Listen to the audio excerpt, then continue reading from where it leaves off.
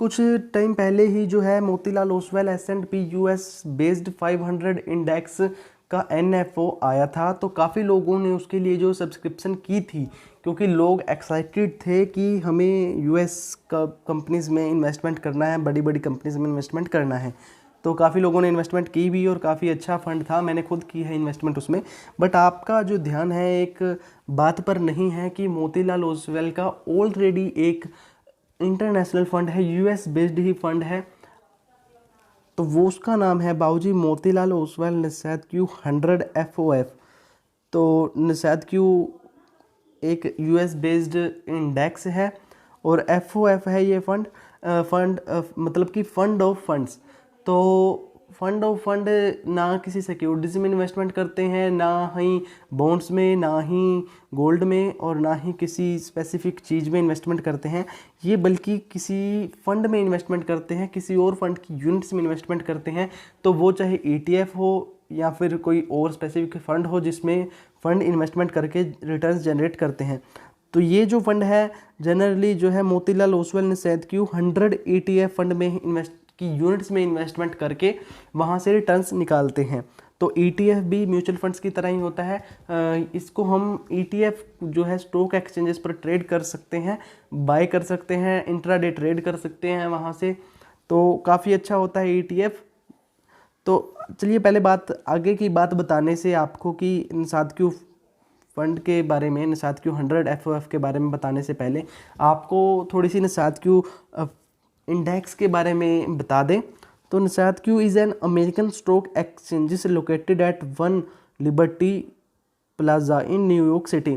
तो NSADQ एक American stock exchanges है, जैसे हमारा BSE है, NSE है, तो वो भी एक स्टॉक एक्सचेंजेस है, 1 लिबर्टी प्लाजा में न्यूयॉर्क सिटी में लोकेटेड है। तो it is ranked second on the list of stock exchanges by market capitalisation of share traded behind only the New York stock exchanges. तो ये जो स्टॉक एक्सचेंजेस है world में दूसरे नंबर पर है behind the New York stock exchanges. जो New York stock exchanges है उसके अलावा दूसरे नंबर पर है बाय मार्केट कैपिटलाइजेशन, जितने की शेयर ट्रेड होते हैं एक्सचेंजेस पर। तो 4 फरवरी 1971 को ये स्टॉक एक्सचेंजेस फाउंड हुआ था। तो बात करते हैं NSADQ 100 इंडेक्स के बारे में। तो NSADQ 100 began on January 31, 1985 by the NSADQ stock exchanges, trying to promote itself in the shadow of the New York stock exchanges। तो न्यूयॉर्क स्टॉक एक्सचेंजेस से थोड़ा प्रमोट होने के लिए, उसका थोड़ा मुकाबला करने के लिए अब इसको बनाया गया।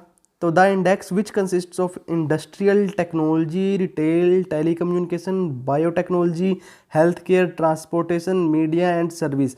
तो टेक्नोलॉजी, रिटेल, टेलीकम्युनिकेशन, बायोटेक्नोलॉजी, ये इस टाइप की जो कंपनीज हैं वो इस फंड में, वो इस इंडेक्स में हैं, NSADQ 100 इंडेक्स में। तो it is a modified capitalisation weighted index.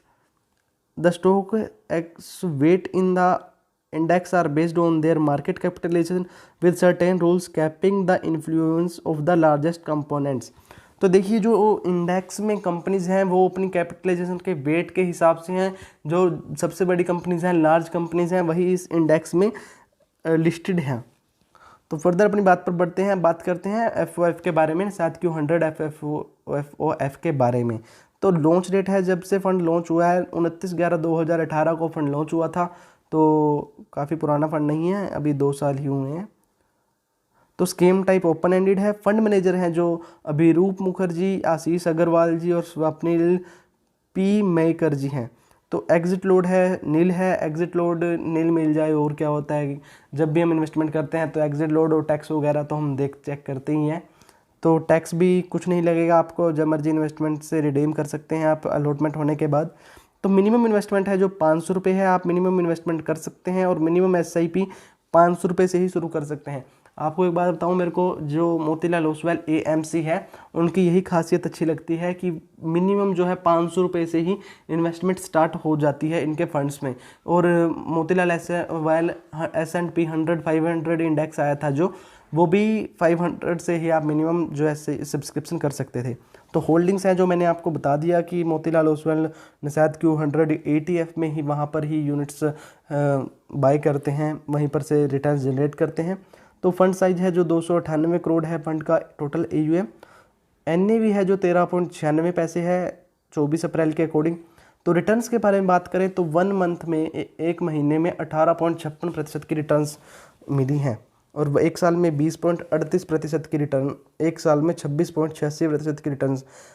काफ़ी अच्छी रिटर्न्स हैं। जो हमारे फंड्स हैं लार्ज कैप स्मॉल कैप, उसके अकॉर्डिंग काफ़ी अच्छी रिटर्न्स है जो यहाँ पर हमें देखने को मिल रही हैं।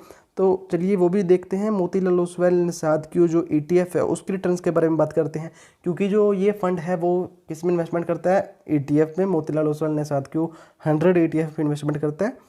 तो ETF की बावजूद जो 1 वीक की रिटर्न है वो है 1.09% की रिटर्न्स, और एक महीने की बात करें तो 27.83% की रिटर्न्स हैं, और एक साल में 21.40% की रिटर्न्स हैं। तो लगभग ETF और FOF की रिटर्न्स सेम ही हैं। तो इन्वेस्टमेंट ऑब्जेक्टिव है जो स्कीम का, the scheme seeks generate returns by investing in units of Motilal Oswal NSAID Q 100 ETF। तो स्कीम का जो मेन ऑब्जेक्टिव है वो भी यही है कि Motilal Oswal NSAID Q 100 ETF में की यूनिट्स में इन्वेस्टमेंट करके रिटर्न निकाली जाए। तो अब आप को मैं बता दूं कि अगर आप ETF या FOF में इन्वेस्टमेंट करना चाहते हैं तो किस में करें।